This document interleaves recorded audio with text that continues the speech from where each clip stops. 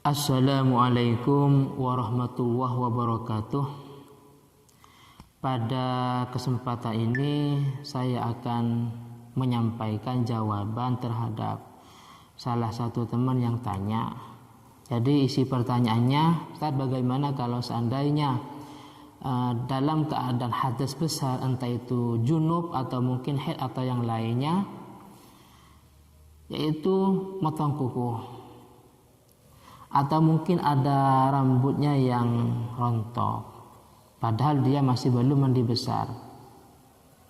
Itu yang pertama. Yang kedua, kalau sudah terlanjur motong kuku atau kalau sudah terlanjur rambut ini sudah rontok, ya kan, apakah kuku atau rambut ini atau anggota lainnya yang tersisa wajib untuk dibasuh atau bagaimana? Maka ini saya menjawab sesuai dengan referensi di beberapa kitab salah. Pertama, saya ambil dari kitab Ihya Ulumuddin karya Imam Ghazali dan kitab Qutul Qulub karya Imam Abu Thalib Al-Makki. Bismillahirrahmanirrahim. Yang pertama, akibat daripada dalam keadaan hadas besar dia motong kuku atau yang lainnya. Ini wala yang bagi, kata beliau, wala yang bagi dan tidak pantas an yahlikoh untuk mencukur rambut, au yuqallimah atau memotong kuku, au yastahiddah atau mencukur bulu kemaluannya, terus au yukhrijah daman atau mengeluarkan darah, au yubinah min nafsihi juz'an, au yubinah atau membuang sesuatu min nafsihi dari badannya, juz'an yaitu satu juz, sedangkan wahwa junubun, orang itu dalam keadaan haid, dalam keadaan junub maksudnya, junub atau haid atau hadas besar lainnya. Jadi posisi dia junub, terus mencukur rambut, mencukur bulu kemaluan, motong kuku, atau mengeluarkan darah yuhrijudam, atau dia membuang sebagian dari anggotanya, padahal dia posisi junub. Maka di sini ini enggak baik, layan bagi, tidak baik atau tidak layak.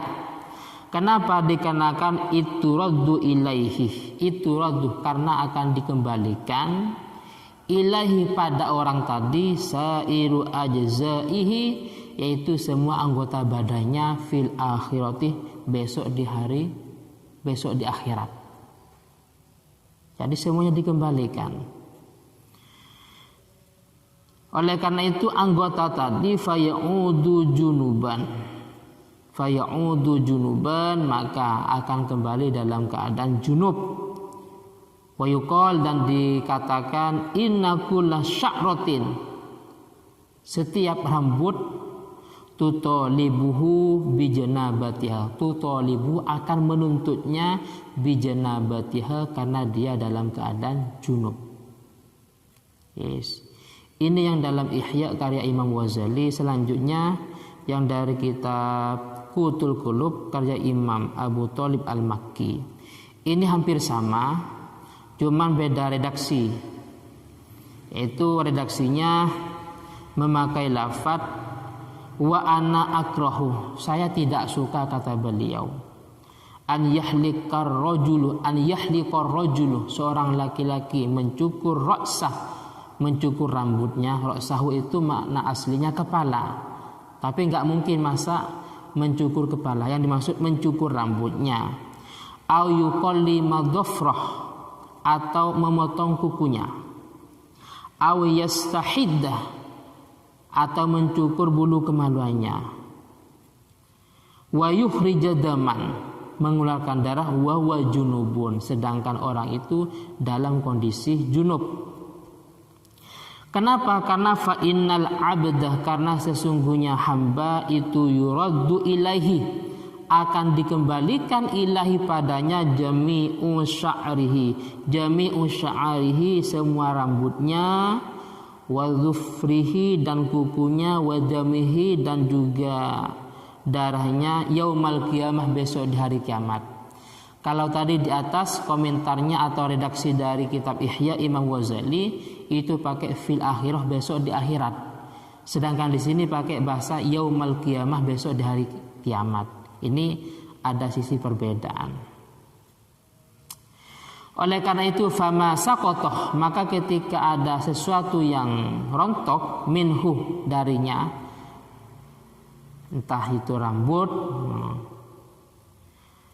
mindalika dari yang tadi kuku, rambut, darah, bulu kemaluan dan yang lainnya, wahwa junubun, maka roja'a ilaihi junuban, maka kembali pada orang tadi dalam keadaan junub. Wakilah ini sama dengan tadi, tolabathu akan nuntut pada orang itu kullu sya'ratin setiap rambut bijanabatiha karena dia dalam keadaan junub. Nah, itu akibat. Akibat kalau kita motong kuku, ya kan, atau mungkin kita sisir rambut sehingga jatuh padahal kita masih belum mandi besar. Sekarang masalah hukumnya, itu haram atau bagaimana? Apa haram, apa makruh atau bagaimana? Yang jelas kan kurang baik di atas, layan bagi, kurang layak atau kurang baik. Cuma nggak jelas apakah haram apa makruh. Maka di sini saya ambil dari kitab Nihayatuz Zain karya Imam Nawawi Banten. Nah, Banten ini termasuk ulama Indonesia. Beliau mengatakan waman barang siapa lazimahul wusluh yang punya kewajiban untuk mandi besar, mungkin karena dia janabah, junub atau haid atau yang lainnya, maka yusannuh sunnah lahu bagi orang tadi alla yuzila syai'an untuk tidak menghilangkan sesuatu min badanihi dari anggota badannya. Jadi tidak cuman kuku, rambut enggak, tapi semuanya kan. Jadi kata beliau dianjurkan atau hukumnya sunnah kalau dalam kondisi dia belum mandi besar untuk tidak menghilangkan atau memisah dari anggota badannya, entah rambut, kuku atau yang lainnya, walau daman, walaupun berbentuk darah, au sya'ron atau rambut, rambut atau bulu, au dhufron atau berbentuk kuku, sehingga hatta yaghtasilah sehingga orang tadi mandi. Kenapa? Li'anna kulla juz'in karena setiap juz ya'udu lahu fil akhirati, maka akan kembali padanya besok di akhirat. Berarti ini akhirat mirip dengan kitab yang dalam Kutul Qulub pakai dalam kitab Ihya pakai kata-kata akhirat. Oleh karena itu falau azalahu, jika orang itu terpaksa menghilangkan, terpaksa dia sisir rambut akhirnya ada yang jatuh, atau terpaksa dia potong kuku umpamanya, padahal qablal wusli sebelum mandi besar, maka ada alaihil hadasul akbar, maka akan kembali pada orang tadi dalam keadaan hadas besar. Kenapa? Karena tabkitan lisyahsi, sebagai teguran pada orang tadi. Tabkitan lisyahsi sebagai teguran.